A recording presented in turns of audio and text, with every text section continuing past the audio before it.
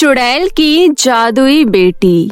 एक बार की बात है, एक घने जंगल में मोहिनी नाम की चुड़ैल रहती थी। वो थी तो चुड़ैल, लेकिन वो इंसानों को कोई नुकसान नहीं पहुंचाती थी। वो सिर्फ जंगल में लगे फल खाकर अपना पेट भरा करती थी। एक दिन उसी जंगल में बिरजू नाम का एक लकड़हारा लकड़ियां काटने आया। बिरजू को देखकर मोहिनी चुड़ैल उसे अपना दिल दे बैठी। फिर वो एक सुंदर औरत का भेष बदलकर बिरजू से शादी कर उसके घर में रहने लगी। फिर कुछ समय बीतने के बाद उनके घर में एक प्यारी सी बच्ची का जन्म हुआ। बिरजू अपनी बच्ची को गोद में लिए बहुत खुश हो रहा था। वही मोहिनी मन ही मन बहुत डर रही थी। मैंने अपनी असली पहचान तो छुपा ली, लेकिन गांव वालों को मेरी बेटी की सच्चाई पता न चल जाए कि वो एक चुड़ैल है। अरे मोहिनी, क्या सोचने लगी तुम? देखो ना, हमारी बेटी कितनी प्यारी है। हाँ, बिल्कुल आप पर गई है। मोहिनी और बिरजू ने अपनी बेटी का नाम रखा चैताली। कुछ दिन बीतने के बाद मोहिनी की बेटी चैताली गांव के दूसरे बच्चों के मुकाबले बड़ी तेजी से बड़ी हो रही थी। एक दिन वो गांव के बच्चों के साथ खेल रही थी। तभी वहां खड़ी गांव की दो औरतें आपस में बात करते हुए बोली, अरे देख तो कमला, ये मोहिनी की बेटी कितनी जल्दी बड़ी हो गई। इसकी उम्र के बाकी बच्चे तो इसके सामने बोने लग रहे हैं। हाँ, तुम सही कह रही हो। राम जाने मोहिनी अपनी बेटी को कौन सी चक्की का आटा खिलाती है। तभी चैताली को खेलते खेलते गुस्सा आ गया और उसने एक बच्चे को गर्दन से पकड़कर हवा में लटका दिया। माँ मुझे बचाओ, मर गया रे। अरे चैताली, मुझे माफ कर दो, मैं आगे से चीटिंग नहीं करूँगा। तुझे तो मैं नहीं छोड़ूंगी आज। माँ मुझे बचाओ, चैताली मुझे मार डालेगी। तभी उस बच्चे की चिल्लाने की आवाज सुनकर मोहिनी दौड़ते हुए बाहर आई और चैताली से उस बच्चे को छुड़वाया। अरे भागो रे, कितनी खतरनाक लड़की है। मैं इसके साथ दोबारा कभी नहीं खेलूंगा। मेरी गर्दन। चैताली, ये तुम क्या कर रही थी? मैंने तुम्हें मना किया था ना कि कभी किसी बच्चे को हाथ मत लगाना।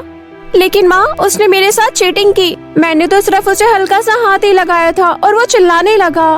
मैंने तुम्हें कितनी बार समझाया है कि तुम आम बच्चों की तरह नहीं हो, तुम इन सब से अलग हो। मैं इनसे अलग कैसी हूँ माँ? चैताली के सवालों का जवाब मोहिनी नहीं दे पाती और उसका हाथ पकड़कर घर के अंदर ले गई। फिर एक दिन मोहिनी चैताली के बाल बना रही थी। तभी चैताली बोली, माँ आज मेरी 2 चोटी करो ना। नहीं नहीं बेटी, अभी तुम्हारे बाल इतने लंबे नहीं कि 2 चोटी हो सके। माँ, मेरे बाल लंबे कब होंगे? हो जाएंगे, बहुत जल्द हो जाएंगे। अच्छा, अब मैं खाना बनाने जा रही हूँ, तुम्हारे बाबा आते ही होंगे। फिर रात को जब सब खाना खाकर सो रहे थे, तभी पड़ोस के घर से किसी के चिल्लाने की आवाज आई। मेरे लंबे बाल कहाँ चले गए? मैं गंजी हो गई। रोने की आवाज सुन बिरजू और मोहिनी भी जाग गए। मोहिनी, इतनी रात गए, कौन रो रहा है? अजी आप सो जाइए, मैं कमला बहन को देखकर आती हूँ। इतना कहकर मोहिनी तुरंत पड़ोस में रहने वाली कमला के घर जा पहुँची और कमला को गंजा देखकर मोहिनी हैरान रह गई। अरे कमला बहन, तुम गंजी कैसे हो गई? तुम्हारे बाल कहाँ गए? तुम्हारी ऐसी हालत हुई कैसे? क्या बताऊं बहन, मुझे खुद नहीं पता मेरे बाल कहाँ गए। मोहिनी हैरान और परेशान होकर घर वापस आ गई। उसके बाद मोहिनी चैताली के कमरे में उसे देखने गई तो देखा चैताली गहरी नींद में सो रही थी।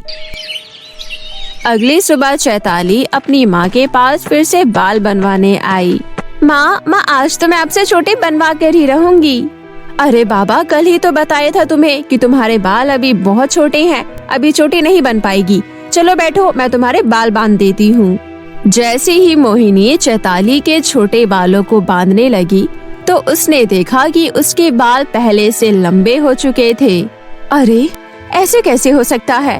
कल तक तो तुम्हारे बाल बहुत छोटे थे, फिर रात भर में इतने लंबे कैसे हो गए? माँ, ज्यादा सोचो मत और मेरी सुंदर सी चोटी बना दो। मोहिनी को कुछ समझ नहीं आया। वहीं चैताली अपनी माँ से चोटी बंधवाकर बाहर खेलने चली गई। रात होने पर फिर से एक घर से चिल्लाने की आवाज आई।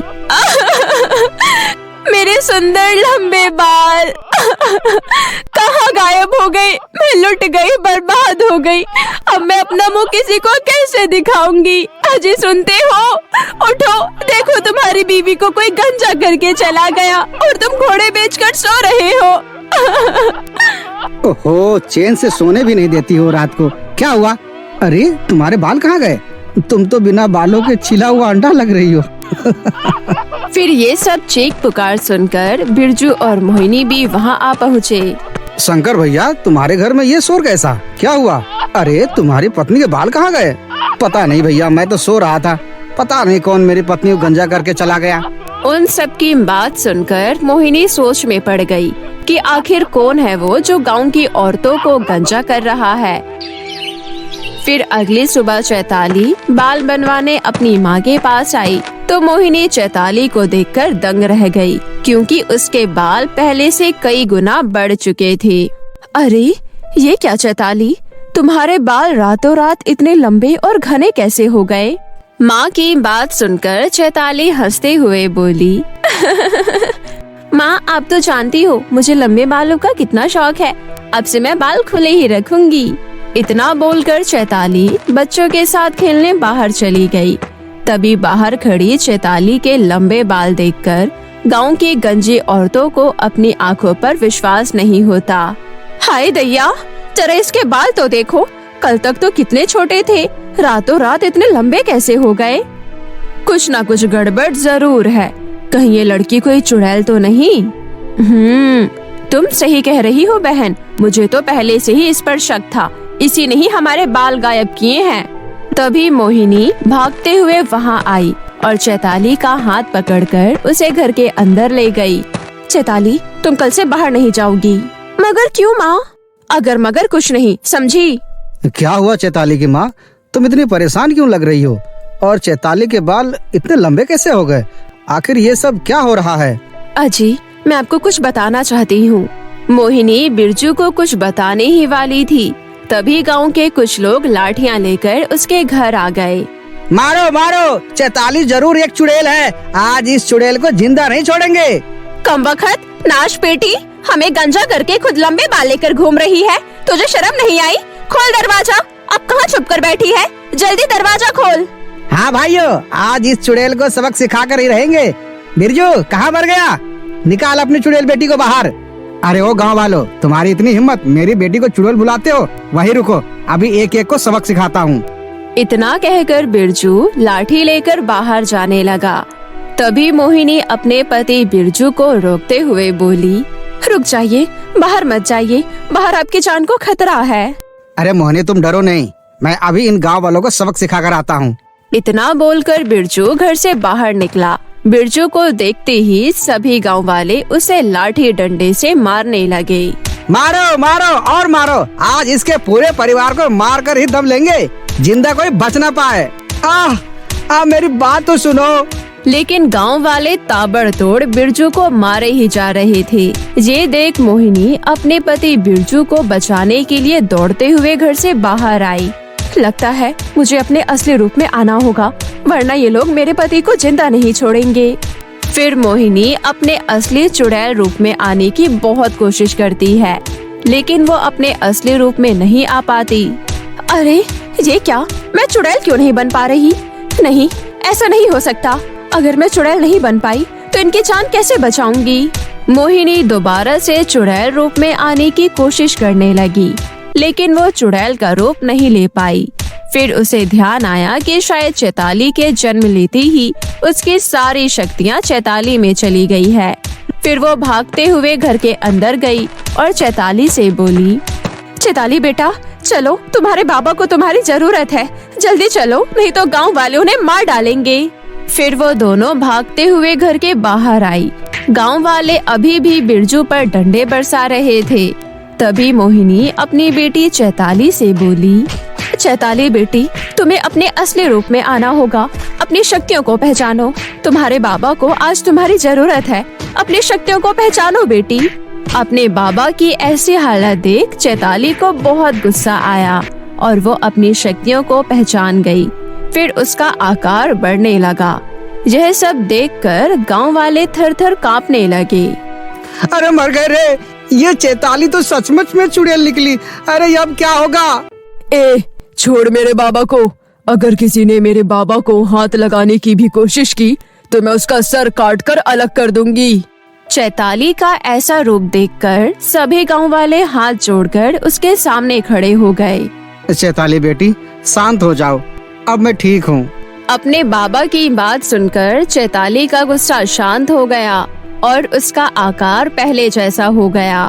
फिर मोहिनी ने गांव वालों को यकीन दिलाया कि उन्हें चैताली से कोई खतरा नहीं। वो अपनी शक्तियों का इस्तेमाल सिर्फ गांव की भलाई के लिए ही करेगी। उसके बाद चैताली ने अपनी जादुई शक्तियों से सब औरतों के बाल उन्हें वापस लौटा दिए और उस दिन के बाद चैताली गांव के बच्चों के साथ मिलजुल कर खेलने लगी। बच्चों को पढ़ाने वाली डायन टीचर। ये कहानी बिलासपुर के एक छोटे से गांव के स्कूल की है। ये स्कूल बहुत समय पहले बंद कर दिया गया था क्योंकि इस स्कूल में एक हादसा हुआ था।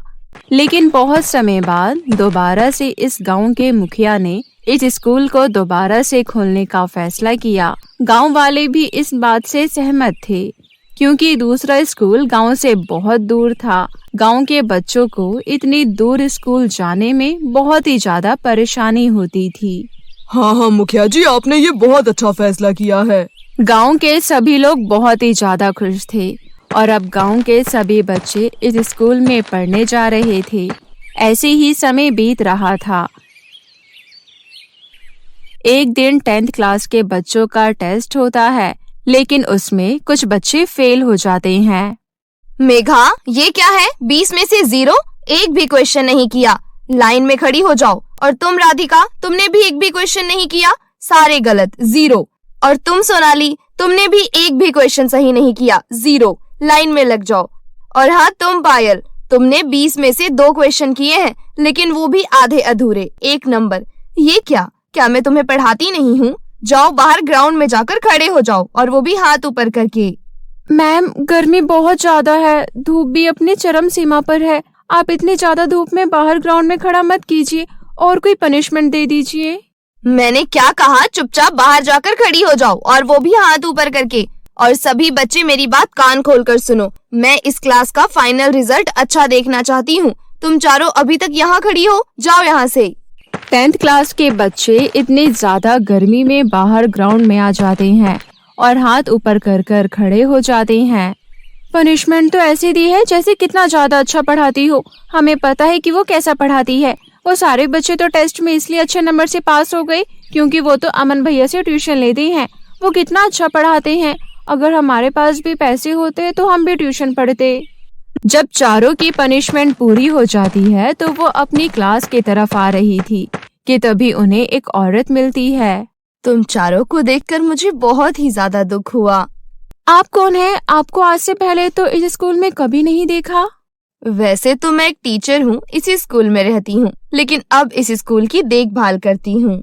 टीचर हो और इसी स्कूल में रहती हो? अच्छा, याद आया, प्रिंसिपल मैम बता रही थी कि इस स्कूल में एक आंटी रहती है स्कूल की देखभाल करने के लिए। आप वही है? अगर आप एक टीचर हैं तो इस स्कूल में पढ़ाती क्यों नहीं? वो इसलिए क्योंकि इस स्कूल में टीचर्स की जरूरत नहीं है, लेकिन मुझे पढ़ाने का बहुत शौक है। अगर तुम चाहो तो रात को इस स्कूल में आकर मुझसे पढ़ सकती हो। मेरा शौक भी पूरा हो जाएगा और तुम्हारे जैसे गरीब बच्चों का भला भी हो जाएगा। हाँ, क्यों नहीं, हम आपसे पढ़ने के लिए रात में जरूर आएंगे। वो चारों बच्चे बहुत ही ज्यादा खुश होते हैं और क्लास में आकर पढ़ाई करते हैं। छुट्टी हो जाने के बाद सभी बच्चे अपने घर चले जाते हैं और घर जाने के बाद वो चारों अपने माता पिता को नहीं बताते कि वो रात को स्कूल में पढ़ने जाएंगे और वो अपने घर पर झूठ बोलकर इकट्ठा होकर रात को स्कूल में आ जाते हैं। मैं कब से तुम्हारी राह देख रही थी। चलो जल्दी से अपनी बुक निकालो, समय बर्बाद नहीं करते। राधिका, मुझे तो बहुत ही ज्यादा डर लग रहा है। देख तो चारों तरफ अंधेरा ही अंधेरा है। हम मोमबत्ती में कैसे पढ़ सकते हैं? मैम, लाइट नहीं जला सकते क्या? मुझे मोमबत्ती में पढ़ाना पसंद है। तुम्हें पढ़ाई से मतलब होना चाहिए, लाइट से नहीं। और इस तरह से वो टीचर उन चारों बच्चों को बहुत अच्छी तरह से पढ़ाती है। एक हफ्ते तक वो चारों रोजाना रात को उस टीचर से पढ़ने आया करते थे। एक हफ्ते बाद दोबारा से टेस्ट था और इस बार वो चारों पूरी क्लास में सबसे ज्यादा अच्छे नंबर लेकर आती हैं। अरे वाह, मेरी पनिशमेंट तो काम कर गई। मेरी पनिशमेंट के बाद तुमने इतनी अच्छी पढ़ाई की कि पूरी क्लास में सबसे ज्यादा नंबर तुम चारों के ही हैं। Very good, excellent. तुम चारों के इतने अच्छे नंबर कैसे आए? तुम तो अमन भैया से ट्यूशन भी नहीं लेती और स्कूल में टीचर्स इतना अच्छा पढ़ाती नहीं है, फिर तुम्हारे हमसे ज्यादा नंबर कैसे आए? तुझे पता है प्रीति, हम चारों रात को यहाँ स्कूल में पढ़ने आते हैं। यहाँ स्कूल में एक टीचर रहती है जो बहुत अच्छा पढ़ाती है। इस स्कूल में रात को तुम पढ़ने आती हो? ये क्या बकवास कर रही हो? अरे यार, हम बकवास नहीं कर रहे, लेकिन इसके बारे में किसी को पता नहीं है। चेतना मैम ने कहा है अगर प्रिंसिपल मैम को पता चला कि मैं रात को यहाँ स्कूल में पढ़ा रही हूँ तो वो इस स्कूल से उन्हें निकाल देंगी। वो इस स्कूल की देखभाल करती हैं, बहुत अच्छी टीचर है। अगर तुम भी उनसे पढ़ना चाहती हो तो आ जाना, लेकिन इसके बारे में किसी को पता नहीं चलना चाहिए, ठीक है? 10th क्लास के कुछ बच्चे उन चारों के साथ इकट्ठा हो जाते हैं और वो रात को स्कूल में पढ़ने आते हैं। तुम चारों को डर नहीं लगता? मुझे तो बहुत ही ज्यादा डर लग रहा है। देखो तो, चारों तरफ सन्नाटा ही सन्नाटा है, अंधेरा ही अंधेरा है। मैं तो वापस जा रही हूँ, मुझे नहीं पढ़ना। मेरे लिए तो अमन भैया ही ठीक है। मैं तो जा रही हूँ, मुझे तो बहुत डर लग रहा है। कहाँ जा रही हो? अब तुम वापस नहीं जा सकती। जब तक मैं ना कहूँ तब तक चुपचाप क्लास में चलो और पढ़ाई करो। चेतना मैम के कहने पर वो सभी बच्चे क्लास में आ जाते हैं। प्रीति को चेतना मैम थोड़ी अजीब लग रही थी। जब वो बाहर आ जाती है तो वो वॉशरूम के बहाने उनके पीछे पीछे जाती है। अरे ये क्या, अभी तो चेतना मैम यहीं पर थी, अचानक वो कहाँ गायब हो गई? क्या हुआ, मुझे ढूंढ रही हो क्या? प्रीति दाएं बाएं देखती है तो कोई भी नहीं था और उसके बाद वो ऊपर मुंह करती है तो उसकी चीख निकल जाती है क्योंकि चेतना मैम हवा में लटकी हुई थी और वो बहुत ही ज्यादा डरावनी नजर आ रही थी और वो जोर जोर से हंसती है। ये क्या, तुम्हारे चेहरे पर इतने खतरनाक निशान और तुम इस तरह से हवा में लटकी हुई क्यों हो? तुम कौन हो? कौन हो तुम? मैं एक डायन हूँ, डायन टीचर। तू मेरा राज जानने के लिए मेरे पीछे पीछे आई थी ना? मैं तुझे दफन कर दूंगी। तो मेरा राज किसी को नहीं बता पाएगी, किसी को नहीं। जब तक मैं अपनी मौत का बदला नहीं ले लेती तब तक मेरा राज कोई नहीं जान पाएगा, कोई भी नहीं। और ऐसा कहकर वो डायन टीचर प्रीति को घसीटते हुए एक क्लासरूम में ले जाती है और वहाँ ले जाकर उसे बंद कर देती है। कोई है, कोई है, बचाओ, बचाओ मुझे। लेकिन उसकी आवाज उस क्लासरूम में गूंजती रहती है। मैम, प्रीति को बहुत समय हो गया, अभी तक वो वापस नहीं आई। कहाँ है वो? वॉशरूम गई थी। अच्छा प्रीति, वो तो घर चली गई। उसने कहा कि उसे नहीं पढ़ना तो मैंने कहा ठीक है, घर चली जाओ। और ऐसा कहकर वो डायन टीचर हंसने लगती है। बेचारे मासूम बच्चे, उन्हें क्या पता था कि प्रीति इस डायन टीचर के चंगुल में फंस गई है। और वो सभी बच्चे पढ़ाई कर कर अपने घर वापस जाने लगते हैं और वहीं दूसरी तरफ प्रीति रात के अंधेरे में डायन टीचर के साथ स्कूल में अकेली थी। वो बेचारी बहुत ही ज्यादा डर रही थी। ऐसे ही 2 दिन बीत जाते हैं। हमेशा की तरह आज भी सभी बच्चे डायन टीचर से पढ़ने आते हैं। तभी सोनाली मेघा से कहती है, मेघा, एक बात तो मैं तुझे बताना ही भूल गई। प्रीति 2 दिन से अपने घर नहीं गई। उसकी मम्मी मेरे घर पर आई थी, उसके बारे में पूछ रही थी। तुझे पता है क्या प्रीति के बारे में कुछ? समझ गई। तूने अखबार तो पढ़ा ही होगा। बिलासपुर में ऑडिशन चल रहा है और तुझे तो पता ही है कि उसे हीरोइन बनने का कितना शौक है। हो सकता है कि ऐड देखकर ऑडिशन देने चली गई हो। यार, मुझे वॉशरूम जाना है, मेरे साथ चल रही है क्या? मैम, हम बस अभी आते हैं। सोनाली और पायल वॉशरूम जा रही थी।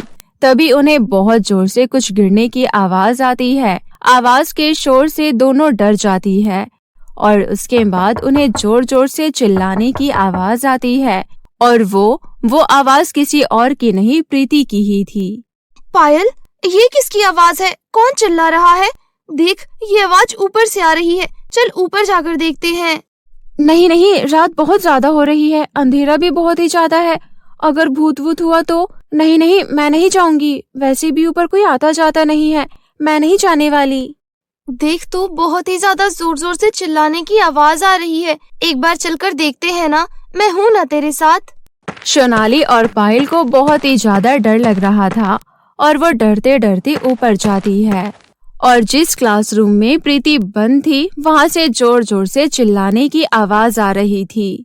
और जैसे ही दोनों उस क्लासरूम को खोलती हैं तो प्रीति रस्सियों से बंधी हुई थी। प्रीति को इस हाल में देखकर दोनों हक्की बक्की रह जाती है।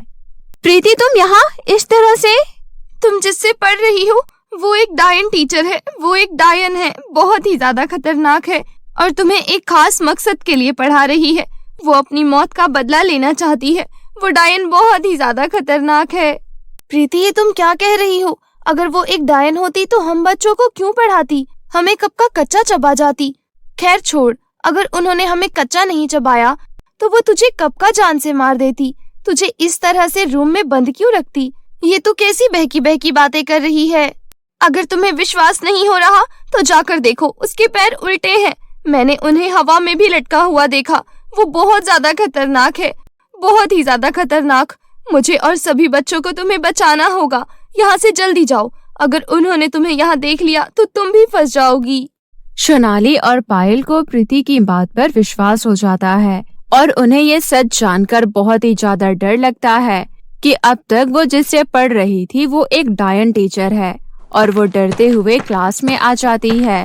अरे तुम दोनों इतना ज्यादा क्यों डर रही हो? और तुम्हारे माथे पर पसीना, क्या हुआ? सब ठीक तो है ना? वो बस हमारी तबीयत ठीक नहीं है मैम, हम घर जाना चाहते हैं। सोनाली और पायल बहुत ही ज्यादा डरी हुई थी और वो उन सभी बच्चों के साथ घर जाने के लिए कहती है और वो स्कूल से बाहर निकलने ही वाली थी।